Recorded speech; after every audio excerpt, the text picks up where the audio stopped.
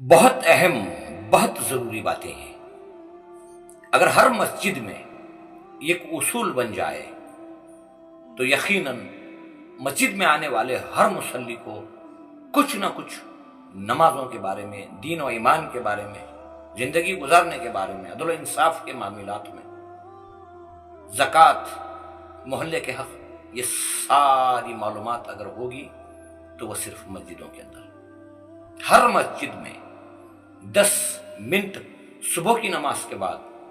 ایمانیات پر بات ہو، عبادات پر بات ہو، اخلاقیات پر بات ہو، حدیثوں کی کتاب سامنے رکھ کر ہر مسجد میں 10 منٹ ایمان کے اوپر بات ہوگی، ایمان کے حوالے سے حدیثوں کو پڑھا جانے لگے گا تو یقیناً سمجھ لو وہاں کے حالات بہتر ہو جائیں گے۔ اور عصر اور مغرب کے درمیان تھوڑی دیر ذکر، دعا، اس کے بارے میں تذکرہ کیا جانے لگے گا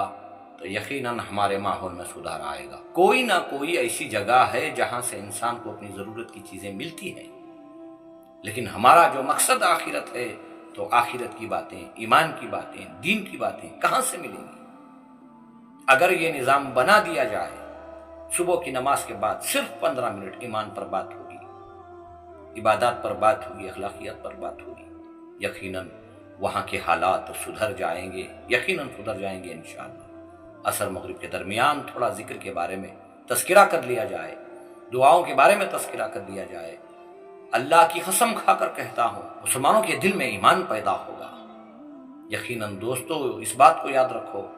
کہ مسجد ہی ہدایت کا گھر ہے۔ جہاں تک ہو سکے اس بات کو سارے مسلمانوں تک شیئر کرو تاکہ مسلمانوں کو یہ احساس ہو کہ مسجد ہی ہدایت کا ذریعہ ہے، مسجد ہی سے لوگوں کو دین و ایمان کی باتیں